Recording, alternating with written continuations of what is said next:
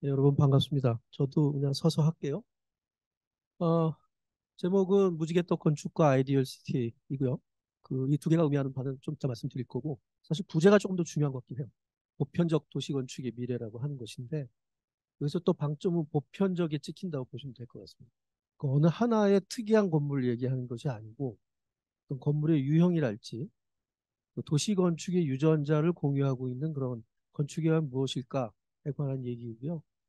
보고 계신 사진은 그 제가 서울의 서촌이라는 곳에 살고 있는데 저희 동네 뒤에 있는 인왕산에 올라가면 거기서 이런 서울 시내 뷰가 보입니다. 그래서 이 수많은 건물들을 바라보면서 저기 중에서 오늘 이 주제와 어울리는 보편적 도시 건축의 유전자를 갖고 있는 건물은 과연 몇 개나 될까? 그런 질문을 이제 저 자신한테 던지면서 살아가고 있는 상황이죠.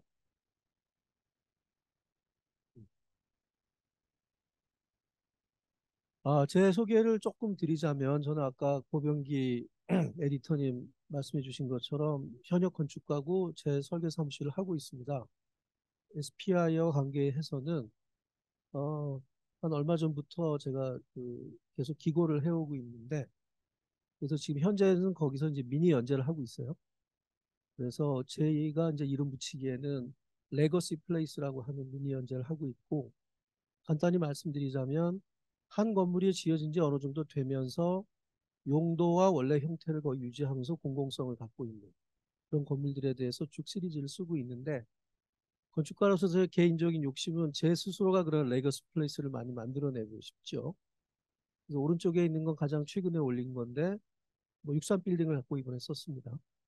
사진은 제가 학생 때 찍은 사진인데 세월이 오래 흐르다 보니까 저런 게 이제 약간의 사료로서의 가치가 있어서 이렇게 좀 활용을 하고 있고요. 이 제목은 이게 제목인데 사실은 그 아이디어 시티는 이제 오늘 축하해야 되는 자리죠. 새로운 책이 나왔으니까. 그 앞에 있었던 무지개떡 건축은 제가 2015년에 펴낸 책인데 사실 지금 이 상황 현재 이 시점에서 개정 축소판을 지금 재편집하고 있는 과정입니다. 그러니까 원래는 약간 대중서로 썼는데 약간 조금 이론서에 가깝게 내용을 좀 불필요한 건 빼고 그 이론적인 것만 해갖고서 책을 한번 다시 내보자는 출판사 제의가 있어서 작업을 하고 있고 이 기회를 통해서 아이디어 시티에 대한 제 의견을 좀 말씀드리면 굉장히 반가웠어요. 오늘 우리가 이런 그 아이디어 시티라는 이 새로 출판된 책을 중심으로 해서 이런 얘기를 하고 있는데 왜 반가웠냐면 우리가 솔직히 아이디어 시티에 대해서 토의를 해본 적이 있나요? 우리가 몇십 년 동안 그렇게 많은 신도시를 만들어 왔는데 대한민국에서 수많은 시민들이 살아가기 위해서 바람직한 도시가 뭔 거에 대한 토론했습니까? 우리 안 했어요. 그냥 땅값이 지정해주는 쪽으로 움직였던 것 같아요.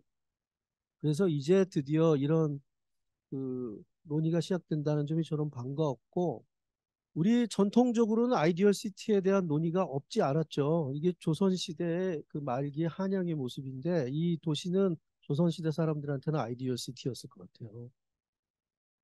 도시 전체를 보면은 유교 구현하고 거기에 풍수의 원리를 더해서 사실 지금도 서울이 갖고 있는 특히 구도심이 갖고 있는 매력의 상당 부분은 이미 600년 이전에 했던 기초적인 도시계획에 의존하고 있는 바가 많다고 생각합니다.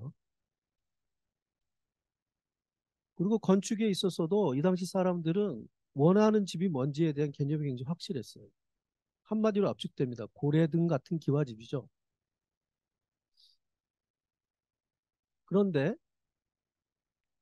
이것이 이제 근대와 현대를 맞이하면서 본격적으로 우리 사회의 도시화라는 게 진행이 되고 도시화는 저는 어떻게 이해하냐면 기본적으로 복합과 밀도입니다. 그 중에서도 밀도라는 것이 우리한테 이제 첨예하게 다가오기 시작했죠. 지금 여기 보고 계시는 거는 사실 연대는 굉장히 늦어요. 그 조선시대 말은 아니고 일제강점기에 만들어졌던 그 당시에는 신도시 지역입니다. 그 근데 이런 마을이 어디 이게 위치가 어디냐면 안암동인데 만약에 이 마을이 아직까지 있으면 우리가 북촌 한옥마을, 서촌 한옥마을, 은평 한옥마을 못지않게 안암 한옥마을이라는 말을 듣고 있겠죠. 근데 들어보신 분 계세요? 없죠. 왜냐하면 여기 이렇게 됐어요. 이 사진도 제가 학생 때 1983년에 찍은 사진이에요. 근데 너무 신기해서 이렇게 찍었는데 이 사진 찍고 나서 20년 후에 제가 무슨 책을 쓰느라고 이 자리를 가가지고 이 한옥마을이 아직까지 잘 남아있다. 부분적인 변형이 있으나 잘 남아있다라는 말을 쓰고 싶어서 현장을 찾아갔는데 이런 모습을 보게 됐습니다. 왜 이렇게 됐을까요? 우리나라 사람들이 전통 문화를 사랑하지 않아서 그런 말 많이 하잖아요. 유럽에 가면 수백 년 된 건물도 잘 보존하는데 그거 아니고요. 우리의 전통 건축의 하드웨어적 특성이 밀도가 너무 낮아요. 그러니까 도시가 발전하면 건질 수가 없는 거예요. 그래서 결국은 이렇게 되는 거죠.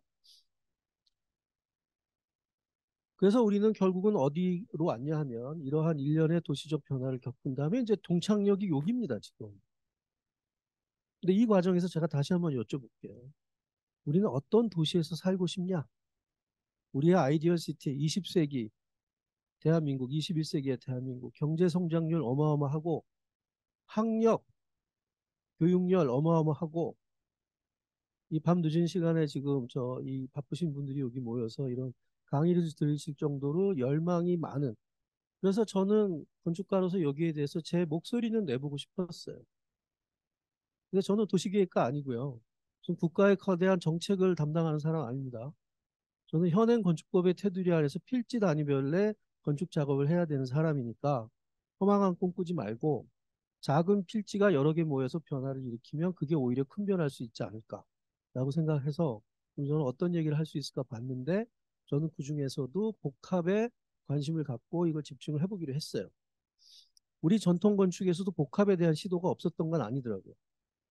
20세기 초반에 1905년 전후해서 이러한 건물들이 본격적으로 등장을 했다고 해요.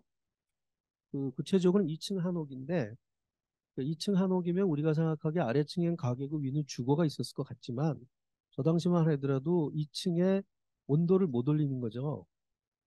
그래서 이 앞에는 그냥 저 원래는 이 두 개를 다 그 가게로 쓰고 이 가게 주인이 사는 살림집 한옥이 이렇게 뒤에 붙어 있었다고 합니다. 이게 조선 시대풍의 물론 개항 이후지만 그 일종의 주상복합 건물이었겠죠. 그런데 일제강점기가 되면서 결국 한국의 아파트들이 지어지기 시작하는데 그 첫 물건은 일본 사람들이 당연히 시작을 했고 이 왼쪽 아래에 있는 이 녹색 건물 아직도 남아 있어요. 그런데 이건 도요타라는 일본 사람이 만든 현존하는 현재 기록으로서는 한국 최초의 아파트라고 하는 겁니다. 다행히 저 건물이 남아 있는데요. 재밌는 거는 저 건물도 처음에 지어졌을 때도 그랬고 지금도 이 건물 주상복합 아파트예요. 보이시죠? 예, 우리가 일반적으로 생각하는 주상복합에 비하면 조금 때깔이 없기는 하지만 너무 오래되고 그래서 심지어는 한국전쟁 기록 사진에도 저렇게 나옵니다. 오른쪽에. 그래서 저게 원래 처음에 지었을 때 모양인데 아래층에 식당, 뭐 생선가게 그런 게 있었다고 해요. 그러니까 의외로 주상복합, 복합의 저 건축의 역사가 우리한테 있는 셈인데 굉장히 흥미로운 이건 사료예요. 1958년 그 한국전쟁 끝나고 5년 정도 됐을 때 국가를 재건해야 되는 상황이죠. 거기서 국무회의의 기록인데 그때 나왔던 말이 이런 겁니다. 베를린 같은 덕, 덕국의 수도 그 백림 같은 그 도시를 만들자라는 이야기가 국무회의에서 나왔대요. 내용은 뭐냐면 아래층에 사람들이 많이 오가는 1층에는 상점을 만들고 그 위에는 사람들이 사는 주거를 올리면 토지 이용의 효율을 높일 수 있고 사람들이 그 걸어 다니면서 볼일 볼 수 있지 하지 않겠냐. 근데 독일에 가니까 베를린이 그렇게 만들어졌더라. 자, 1958년에 국무회의에서 저 정도의 국제적인 식견을 갖고 얘기할 수 있는 사람이 누구였겠습니까? 이승만 대통령이 한 얘기. 이렇게 해서 서울의 간선도로변에 여기서 보시는 것 같은 바로 요 그 개념을 구현한 이런 건물들이 지어져서 굉장히 많이 지어졌어요. 근데 지금은 그중에 상당수는 없어졌는데 그 이 건물은 아직 남아 있습니다. 서울역에서 그 옛날 대우 빌딩이죠. 지금 서울 그 스퀘어를 보시고서 왼쪽을 딱 바라보면 아직도 코너에 이 건물이 있는데 물론 지금 재건축의 꿈이 부풀어 있죠. 저 건물 전체가. 이건 옛날 그 66년 사진이고 현재 남아 있고요. 놀라운 거는 이러한 과정을 거쳐서 1960년대 후반에서 70년대 초반이 되면 전국에 그야말로 우후죽순이라고 할 정도의 수많은 복합 건축, 상가 아파트들이 지어집니다. 그중에 대표적인 게 여러분들 잘 아시는 세운상가인데 거의 헐릴 뻔했던 거 아시죠? 지금 다시 또 철거한다는 얘기 나오죠. 근데 지난 전임 시장 때까지만 해도 전 세계 도시 건축계에서 이 건물을 모르는 사람이 없었어요. 도시 재생의 아이콘처럼 돼가지고 뭐 외국의 유수한 대학교 건축가에서 이 세운상가 가지고 스튜디오 하고 그랬었습니다. 답사하러 오고. 그러다 코로나가 와서 이제 그것이 좀 주춤해졌는데 제 나이 또래 그 사람들이나 저보다 연령대 높은 사람 중에 이 건물 좋아하시는 분은 전 단 한 분도 못 만나봤는데 젊은 세대들은 조금 다르게 접근하는 것 같아요. 도심에 있는 이런 오래된 건물들을 재밌어 합니다. 그래서 이런 식으로 놀죠. 이게 댄스 파티 하는 거예요. 근데 여기 입주자들이 있으니까 음악을 못 틀고요. 이어폰. 옆에서 보면 되게 이상하겠죠. 근데 도시를 즐기는 방법이 달라지고 있는 것 같아요. 도시에 대한 감성도 있고. 그래서 세운상가 여러 가지 건물들인데 이게 전체 길이가 한 1km가 넘으니까 굉장한 스케일의 건물이고요. 그보다 1년 후에 그 낙원상가라고 해서 지금 그 밑에 낙원 상가가 있고 낙원 아파트가 있는데 낙원 상가는 아시겠지만 전 세계에서 제일 큰 악기 쇼핑몰이죠. 그 위에 한 200세대 정도 아파트가 있습니다. 근데 그 안에 들어가면 이게 중정형 아파트인데 한쪽 벽면에 너무나 아름다운 구조가 돼 있으니까 저걸 딱 보면 아, 당대 예술가가 저거 했나 보다라고 생각하실 텐데 저거 저 당시에 무명의 현장 노동자의 작품이래요. 그래서 이렇게 아름다운 저 중정 천창이 있습니다. 안에 이거 굉장히 복잡한 지역이죠. 왜냐하면 종로 2가니까. 이 안에 들어가면 되게 조용하고 그 주거지로서의 퀄리티가 나쁘지 않아요. 자, 이 건물은 제가 개인적으로 되게 신기해하고 또 좋아도 하는 건물인데 1971년도에 지어진 건물인데 설계자가 누군지 모릅니다. 놀라운 건 Y자형 아파트인데 저 Y자형은 원래 병원 같은 데서 쓰는 플랜이거든요. 왜냐하면 이게 채광과 환기를 다 골고루 좋게 해요. 그런데 그 밑에 사다리꼴로 된 기단부가 있는데 그 기단부 전통시장이에요. 시장 위에 주거가 올라가 있는. 지금 우리는 이런 거 생각하기 되게 어렵죠. 그런데 저는 이거를 조금 더 디자인을 세련되게 하고 현대에 맞는 감성으로 재해석을 하면 새로운 세대, 젊은 세대들이 이거 얼마든지 받아들일 수 있지 않을까 싶고, 그러니까 싱가포르 얘기하셨는데 싱가포르 가면 실제로 저런 유형의 건물들이 꽤 있습니다. 그리고 외벽이 벽돌이죠. 적어도 그 당시에 굉장히 고급으로 진 거예요. 현재 대한민국에서 만들어지는 아파트의 대부분은 콘크리트 벽체 바깥에 미장을 바르고 거기 수성 페인트 바르고 끝이에요. 왜 그렇게 하냐? 아, 이게 굉장히 좋은 건축 공법이 아닙니다. 이거보다 더 싸게 질 수 없기 때문에. 근데 1971년에 우리는 훨씬 고급으로 아파트를 지으려고 했어요. 물론 그 당시 공법이나 재료의 한계 때문에 그것이 오래가지 못하고 있는 것은 안타깝지만 뭐 이거는 뭐 참 흥미로운 건데 이 제가 보기에 제가 건축가라서 얼마나 많은 평면을 지금까지 봐왔겠습니까? 근데 제가 지금까지 본 가장 기하학 매니아가 설계한 건물인 것 같아요. 요즘 누군지 모르는 게 너무 안타까운데. 여기서 제가 거듭드리고 싶은 말씀은 우리 건축에도 복합 건축의 전통이라는 게 있었다. 강하지 않지만. 근데 요새 우리는 주상복합하면 이런 거 생각하는데 이거 사실 내막을 자세히 들어보면 이거 주상복합을 하기 좀 어려워요. 왜냐하면 밑에 그냥 저 근린생활 매칭이 있어요. 아파트요, 그냥 아파트.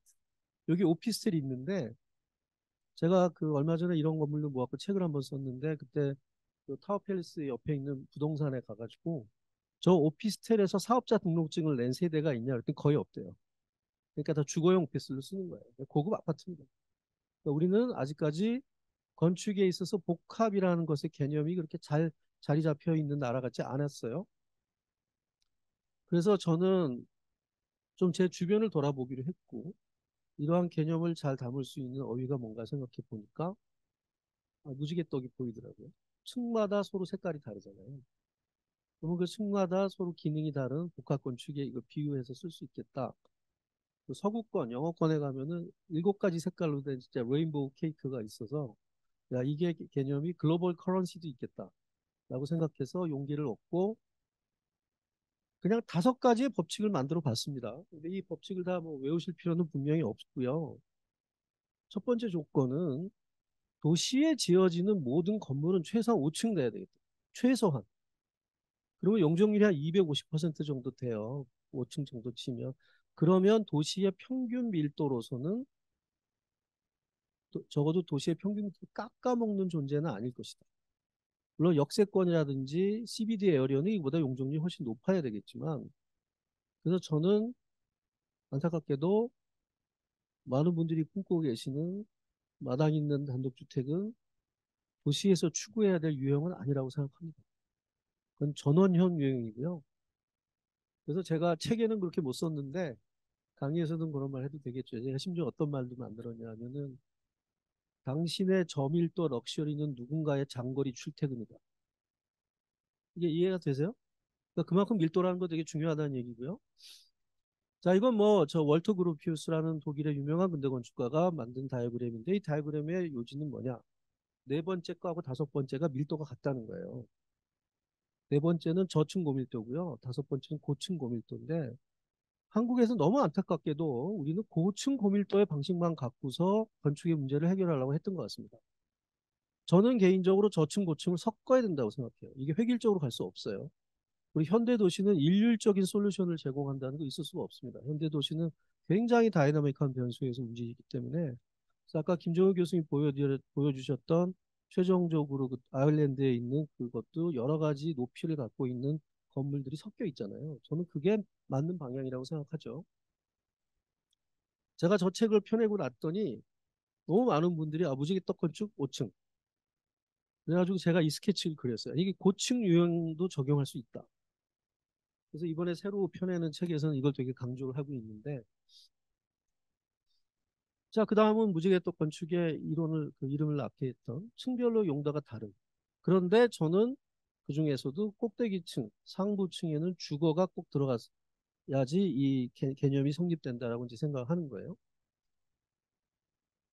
자, 이렇게 얘기하면 그 저희 무지개떡 건축이라는 건 세상에 없던 개념을 제가 만든 게 아니고 여러 가지 생각을 제 나름대로는 창의적으로 조합을 한 건데 우리가 유럽에 가서 유럽의 도시를 걸어 다니면서 눈에 보이는 건물의 압도적인 다수는 이런 무지개떡 건축이라고 보시면 됩니다. 여긴 바르셀로나인데요. 이 건물들의 상부에는 대부분 다 사람이 사는 거예요. 가게가 아래층에 있고. 이 가운데 있는 요 건물, 요게 바로 작게 글씨가 써 있죠. 카사밀라라고. 이게 유네스코 세계유산인데 이게 20세기 초반에 지어졌어요. 안토니오 가우디. 잘 아시죠? 이 건물은 우리가 그냥 건축 조형적인 측면에서 보면 뭐 바닷가에 바위를 연상하는 뭐 부드러운 뭐 벽면 벽에 뭐 이렇게 생각하지만 제가 오늘 얘기하는 건축의 유형, 건축의 기능, 건축의 어떤 양적인 측면 이런 걸 보면 이거 옷 상가 아파트예요. 한 40세대 정도 들어가 있는. 근데 우리는 상가 아파트가 유네스코 세계유산이 되는 그런 시대에 살고 있습니다. 그리고 인도 뭄바이에 가면 1930년대에 영국의 영향을 많이 받아가지고 한 구도심 일대에 수많은 상가 아파트로 구성이 되어 있는 구도심이 있는데 그것도 몇 년 전에 유네스코 세계유산이 됐어요. 그러니까 이게 전 세계 보편적인 건축으로 보면 낯선 게 아니에요. 주거가 이렇게 따로 떨어져 있는 게 아니고 다른 도시적인 일상적인 기능과 섞여서 한 건물에 들어가 있는 그런 걸 얘기하는 것이죠. 자, 이거는 헬싱키 구도심인데 역시 마찬가지입니다. 제가 이 건물들 다 문 따고 들어가 보지는 않았지만 밖에서 보면 사람 사는 집은 딱 느낌이 다르죠. 커튼이 쳐져 있고 뭐 이런 것 때문에. 이 사람들이 구도심이 이럴 뿐 아니라 새로 신도시를 짓는데 신도시에 새로 짓는 건물 예외 없이 다 이런 주상복 건물들이에요. 우리처럼 단지형 아파트 유럽에 있어요. 어디 있냐? 시골에. 그리고 세 번째 조건은 외부 계단인데 아까 아이디어 시티에서 얘기한 두 번째 굉장히 중요한 개념이 접근성 좋은 도시잖아요. 건물이 하나 들어서면 그 건물은 작은 엔진 같은 겁니다. 그 엔진이 거리에다 활력을 불어 넣어줘요. 그러려면 건물의 하부, 저층부는 좀 개방적인 필요가 있어요. 그래서 이런 폐쇄형 계단이 아니라 그 외부 계단을 설치했을 때 그런 건물의 개방성이 굉장히 좋아지고 거리의 문화를 활성화하는 데 기여한다. 조건사는 약간 까다로운 이슈인데 간단히 말씀드리면 대지 면적이 500스퀘어미터 이상이 되면 주차장을 지하에 넣을 수 있습니다. 주차장이 없으면 되지 않나요? 아, 그거는 이제 조금 미래 얘기인 것 같아요. 근데 저는 현행 법규 안에서 가능한 방법을 찾아보려고 했던 거고, 그거보다 주차장이 대지가 작아지면 어떻게 되냐면 이렇게 되는 거예요. 이게 서촌에 있는 한 골목길인데 양옆으로 집이 한 20채쯤 있거든요. 근데 100% 1층에다 주차장이에요. 그러면 이거 모르는 분들이 보면 야, 이 건축가가 말이야, 이 걷고 싶은 도시에 대한 개념이 없어? 저희가 왜 없겠어요? 법이 이런데. 그래서 현행법규에서 이걸 피해 나가려면 땅을 좀 크게 하면. 저는 그래서 개인적으로 미니 건물, 협소주택 이런 거 별로 안 좋아합니다. 우리 땅이 굉장히 귀한 자원일 수밖에 없는 나라인데 효율적으로 써야죠. 그래서 저는 사실은 우리나라 도시에서 굉장히 어려운 결정이긴 한데 최소 필지 규정이라는 게 빨리 좀 도입이 돼야 된다고 생각해요. 그렇게 해서 1층이 주차장으로부터 해결이 돼야 우리가 생각하는 저러한 걷고 싶은 도시가 될 수 있겠죠. 경우에 따라서는 지상부는 쪼개더라도 지하는 통합해서 개발한다. 이런 지혜도 좀 발휘할 수 있을 거야. 이거 현행 법규상 지자체랑 협의만 하면 다 되더라고요. 그리고 마지막입니다. 옥상에는 옥상 정원 제가 이렇게 딱 지었고 옥상 마당이라고 그러는데 마당과 정원의 차이는 제 나름대로의 생각인데 마당은 이렇게 실내 공간하고 붙어 있는 거예요. 한옥 마당처럼. 마당은 그냥 야외 공간만 있는 겁니다. 정원. 근데 이렇게 실내 공간하고 야외 공간이 붙어 있어야만 왔다 갔다 하면서 생활의 활력도 생기는데 저건 제가 왜 저 규정이 필요하다고 생각하냐면 두 가지. 하나는 도심 녹화. 공원을 꼭 딴 데서 평지에다 만들어야 되냐? 건물 꼭대기에 만들면 되지. 그다음에 두 번째는 마당 있는 집에 살고 싶어하는 한국인의 이 뜨거운 마음이 있잖아요. 그거를 해결할 수 있다고 생각해요. 저렇게 하면. 그래서 원래 저 임대 건물에서 가장 호화로운 삶을 살고 있는 사람은 옥탑방에 거주하는 사람이라고 그러죠. 단열만 잘 돼 있으면. 자, 이건 서울의 항공 사진인데 이거 뭐 그냥 간단하게 요약해서 드리면 이게 옥상 녹화가 잘 돼 있어서 녹색으로 보이는 거 아닌 건 아시죠? 네, 그 서울의 한 가구당 14평 정도의 옥상 면적이 있대요. 14평이면 지금 우리가 얘기하고 있는 이 방의 한 3분의 1 정도 될 거예요. 사실 되게 넓은 면적이거든요. 한 가구당 그런 면적을 머리 위에 이고 있는 도시에서 바베큐하고 캠핑하고 그다음에 텃밭 가꾸겠다고 주말에 한 두세 시간씩 차 몰고 교회로 나갈 필요가 있나요? 저는 옥상은 전원의 대안이다라고 생각합니다. 도시의 옥상 위에다가 전원을 만들자라는 생각이고 실제로 이제 저희 사무실에서 이런 프로젝트를 많이 하고 있어요. 그거는 뭐 물론 위치가 워낙 좋긴 하죠. 창동구 바로 앞 동네인데 그 건물에 조그만 마당이 앞뒤에 있어가지고 그 마당을 갖고서 굉장히 다양하게 쓸 수 있는. 참고로 이 건물의 지하실 1층, 2층, 3층에 저 독서 클럽인 트레바리라고 아시죠? 트레바리가 강북 아지트를 쓰고 있는 그 건물입니다. 클 필요가 없는데 저기서 뭐 온갖 거를 다 하는 것 같아요. 집주인이.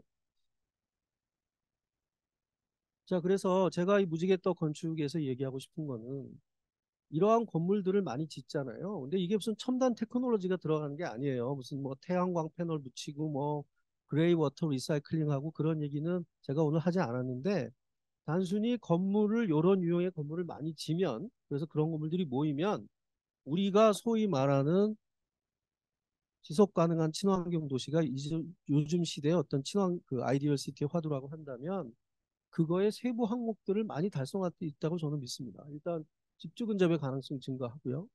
출퇴근 시간 단축되죠. 우리 지금 OECD 최장 기록이거든요. 1시간 반. 근데 우리 그냥 당연하게 생각해요. 워낙 우리나라 도시들이 이렇게 생겼으니까. 뭐 근무는 시내에 가서 왜냐면 직장들은 구도심 많이 있으니까. 자기는 신도시 살면서 뭐 1시간씩 이거 하는 거 그냥 그런가 보다. 근데 사실 그렇게 안 살 수 있다는 거예요. 근데 우리가 그런 아이디어랑 꿈을 지금까지 너무 안 꾼 상태로 도시를 그냥 만들어 왔기 때문에 거리 활성화, 보행자 친화적 도시, 안전한 거리. 거리에 사람이 많이 다니고 그게 건물하고 좋은 관계를 맺으면 그냥 경찰이 필요 없죠. 그 자체로 안전한 도시가 되는 겁니다.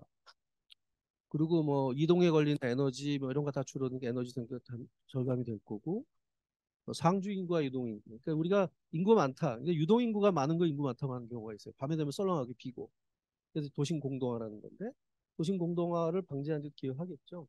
이렇게 써놓고 보니까 아이디얼 시티라는 책에서 얘기하고 있는 5가지 항목하고도 굉장히 일맥상통하는 것 같아요. 그래서 궁극적인 목표는 지속 가능한 친환경 도시를 만드는 것이다라는 것이고 아마 오늘 이 자리에서 얘기되는 그런 아이디얼 시티의 많은 덕목들이 사실 이런 식으로 다 서로 악수를 하고 있다고 생각합니다. 그래서 뭐 저희도 뭐 굉장히 다른 형태 규모 뭐 큰 대형 건물도 있고 그냥 작은 건물도 있는데 그거를 계속 저희 섬에서 하고 있고요. 그런데 지금 점점 세상은 어떤 방향으로 움직이고 있냐면 우린 지금 이런 세상에 살고 있어요. 이게 서울시의 동별 인구 밀도인데 가운데 텅 비어 있죠. 저기가 구도심이거든요. 구체적으로는 종로구 중구인데 저 인구 얼마인 줄 아세요? 송파구 인구가 지금 50만 넘습니다. 근데 종로구하고 중구가 면적을 더했을 때 송파구보다 작지 않은데 지금 23만 정도 될 거예요. 저 종로구에 살거든요. 왜 종로가 정치 1번지라고 하는지 이해가 안 돼요. 저. 유권자가 안 사는데 무슨 정치 1번지예요? 그래서 서울이 이렇게 도넛 같은 도시가 되다 보니까 사람들이 계속 끊임없이 외곽으로 밀려나가는 거죠. 그래서 그것도 모자라서 신도시 짓고 거기 GTX를 놓는데요.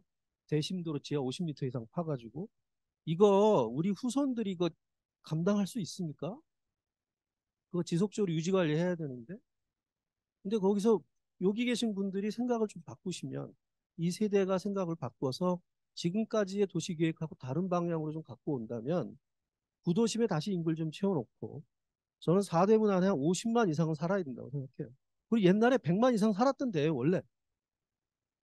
근데 우리가 다 강남이나 외부로 이주시키면서 구도심이 뻥 비었는데 다행히도 뭐 관심을 갖고 계신 분들이 꽤 생겼어요. 이분은 부동산 애널리스트인데 자기 보고서에 무지개떡 건축 용어를 쓰셨더라고요. 물론 크레딧을 저한테 주진 않으셨으나 그만큼 보편적인 시사 용어가 돼가고 있다는 증거로 반갑게 받아들였습니다. 왼쪽 거는 그 서울시가 20년마다 도시계획의 큰 틀을 발표하는데 그 2040 도시계획 기본계획이라는 거를 2020년에 발표를 했어요. 근데 여기 처음으로 서울시 역사상 처음으로 다기능 복합 용도로 도시를 앞으로 발전시키겠다 이렇게 선언을 했습니다. 이전에는 아까 저 차밍시티 그 말씀하신 것처럼 도시는 기능별로 막 쪼개는 거예요. 여기는 사람이 살기만 하고 여기선 일만 하고 이건 공원이 그게 아니라 복합적인 도시를 만들자. 그리고 한창 코로나 중간에 그 파리시에서 시장 선거가 있었는데 안느 이달고라는 여자 시장님이 재선이 됐어요. 그 과정에서 그 시장의 선거운동 본부가 앞으로 파리시의 일부 지역을 이렇게 개조를 해나가면서 발표한 게 오늘 이 자리에서 나왔지만 15분 도시라는 건데 이 역시 걸어서 혹은 자전거를 타고 일상생에서 필요한 대부분의 기능을 충족할 수 있는 그러한 도시를 만들겠다. 어쩌다 주말에 멀리 놀러 가는 거 그건 괜찮다는 거예요. 그런데 일상생활에서의 생활 권역이 넓을 필요가 없다. 그러니까 지금 점점 세상이 이쪽으로 가게 되는데 이 가고 이렇게 방향을 선회하게 된 큰 계기가 코로나입니다. 코로나 때 재택근무 같은 거 해보니까 사람들이 알겠는 거예요. 이런 일상생활의 반경이 줄어드는 것이 갖고 있는 장점을. 그래서 저도 그 무지개떡 건축을 처음에는 단일 건물의 유형으로만 생각하고 시작을 했는데 요즘은 점점 이것이 커뮤니티로 확대가 돼서 한 지역이 복합 지역으로서 기능할 수 있는 것이 우리 도시가 갖고 있는 김정일 교수님 표현에 의하면 이게 굉장히 뭐 르꼬르비지의 빛나는 도시처럼 어마어마한 그림은 아닌데 뭐 차차선 정도는 된 생각이 아닌가 싶고 그 함께 이런 것을 만들어 나가서 지금부터 한 50년 지나면 우리가 같이 만든 무지개떡 건축이 유네스코 세계유산도 되고 그런 경험을 우리가 가져왔으면 좋겠습니다. 감사합니다.